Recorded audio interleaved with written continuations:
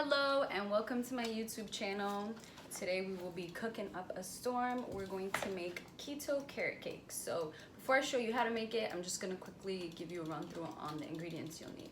So you'll need about 1 to 2 carrots, medium sized, either sour cream or yogurt, plain yogurt. I'm using coconut yogurt, but you can use dairy yogurt if you'd like, butter, salt, vanilla, cinnamon, nutmeg, and if you have ground cloves, which I don't, so not a huge deal.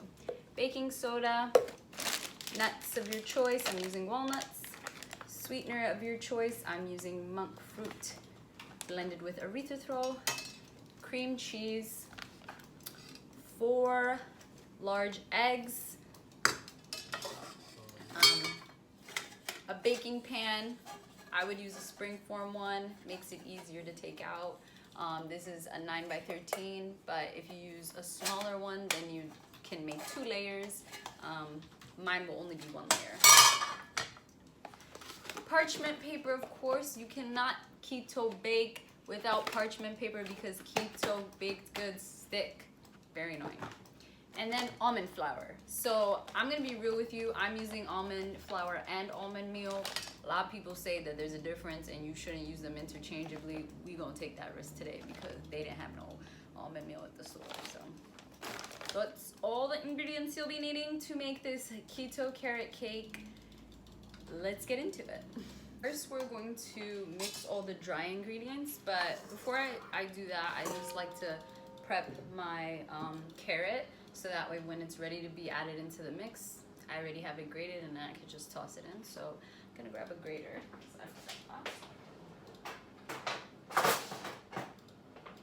And I played myself. I've done this a few times now where I load the dishwasher with the things that I need to bake, and you know, we don't got it like that, so we don't got multiples lying around. So I'm gonna have to remake this video in an hour and a half. Good job, Nadia. Alrighty, y'all, so I actually ended up doing this a week later because I just couldn't be bothered. It was already like 9 p.m. So like I said, before I mix in the dry ingredients, I just want to prepare my grated carrot so that way when it's time to toss it in, it's already prepped. And like you see, I'm loosely packing it. And yeah, 1 large carrot or 2 medium-sized carrots should do the trick. Then once I get towards the end, I just save a little bit of shavings for the top of the cake to decorate. Now that the carrots are prepped, we can jump into mixing the dry ingredients. For the dry ingredients, you're gonna mix 1.5 cups of almond flour. You see how I am using a spoon to pack it into the measuring cup instead of scooping it with the measuring cup? That's just to make sure that I'm as precise as can be. You don't want to under or overdo it when it comes to these flours. So yeah, moving on, 1/2 cup of granulated Swerve or sweetener of your choice, a 1/4 cup of golden Lankto Monk-fruit, I cannot speak, but again, that's up to you. I'm using monk fruit mixed with erythritol, 1.5 teaspoon baking powder, a 1/4 teaspoon of baking soda, 1/2 teaspoon of salt, 1 1/4 teaspoon of cinnamon, 1.5 teaspoon of nutmeg, an 1/8 teaspoon of ground cloves, which I'm omitting because I just didn't have them. Well, I had cloves, but I didn't feel like crushing them. But yeah, that's all.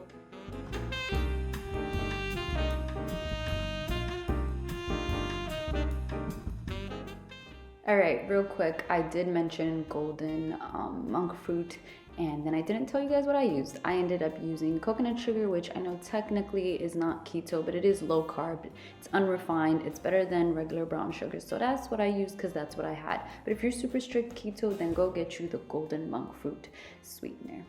If not, coconut sugar or brown sugar is just fine.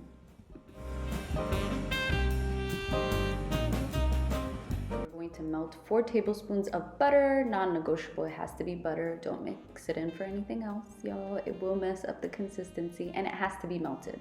Then we're going to crack 4 eggs into the dry ingredients, and then when the butter's all ready, we're going to mix that all up, make sure it's melted all the way, and we're going to add that into the mixture. Then our grated carrots, Then we're going to add half a teaspoon of vanilla.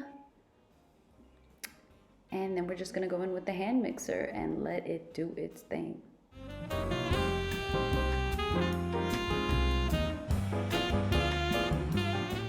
Every now and then I just go in with the flathead spatula just to make sure it's all Gucci, get it off the handles. And then now we're gonna add the walnuts. We're gonna add half a cup of walnuts. If you're allergic, you can omit it, or you can just add another type of nut. Although if you're allergic, you probably don't want to use almond flour, so there's that. But yeah, and then we're just gonna go back in and make sure everything is mixed in well. And then we're gonna go back with the flathead spatula. You always want that to be your last step when mixing, and just make sure it's all off the sides and yeah, ready to be poured into the pan. Alrighty, so at this point, my oven is preheated to 350 degrees Fahrenheit. That's about 175 Celsius. And I've greased the bottom of my baking pan and also taken the additional step of adding parchment paper. Don't skip that step. I promise y'all it will be life-saving in the end, because your keto baked goods love to stick, so you need to prevent that. Then you just want to make sure it's evenly distributed, and then when it looks good, y'all, just pop it in the oven for about 25 minutes. Okay, but that being said, just keep an eye. So I like to set a timer for 25 minutes, and that's kind of like my check-in point. I noticed with the bigger pans, you need to cook it for longer. So I am kind of averaging about 45 minutes, but if you use a smaller pan, it'll probably be closer to 25. So either way, 25 is a good check-in point. But yeah, just make sure to keep your eye on it. That's all. I let it cool for about 25 minutes before I proceeded to put the frosting on. Also, make sure you take the parchment paper off, y'all. Y'all don't want to eat that. It don't taste good. But yeah, you see how that saved our lives? So while my cake was in the oven, I started with the frosting. You can skip this step by just buying confectioner sweetener, but I don't feel like buying two kinds of sweetener. So what I do is I just pop it in a blender and I make confectioner sweetener. So I put half a cup of the monk-fruit erythritol blend that I put in the cake, and I popped it in my blender, and we got confectioner sweetener. You feel me? Easy. Alrighty. So once that was all blended up, yeah, it got a little messy. I didn't tighten it up. Whoopsie. I know my man was mad. Then I'm going to toss in 8 ounces of cream cheese. Then I'm gonna add 1 tablespoon of plain yogurt. I'm using coconut yogurt. You can also use sour cream. Half a teaspoon of vanilla and 5 tablespoons of softened butter. So just keep the butter out so that it softens up.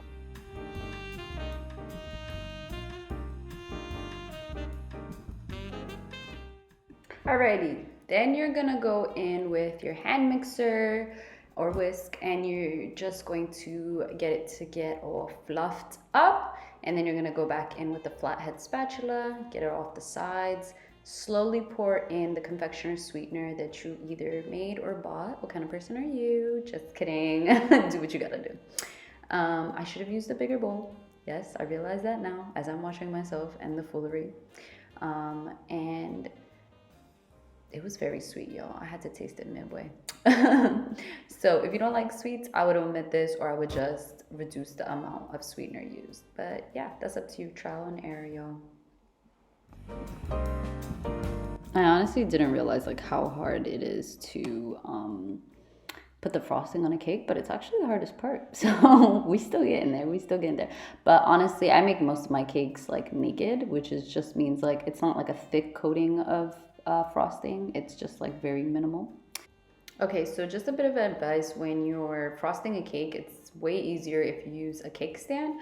I have a cake stand, but I didn't factor in how tall the cake stand would be when it was on top of my counter. I just saw it and I was like, ooh. And I am short, y'all, so that's why we have this mess going on. But to minimize mess, that is a good tip. Then when you're done frosting it to your desire, just decorate it. I use the shavings of carrot and crushed walnuts, and I just kind of place it on there. You see, cute. Ooh, I am not cute, y'all.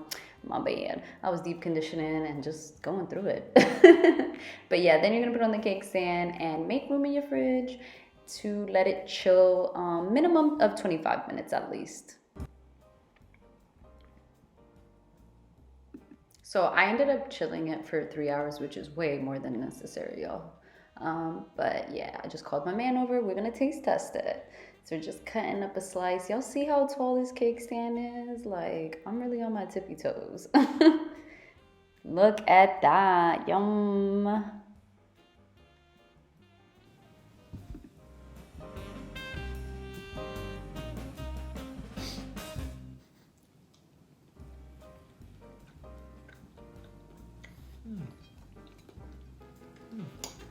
Keto? Yeah. Amazing. You heard the guy. If you like this video, like, share, subscribe. Thank you for watching.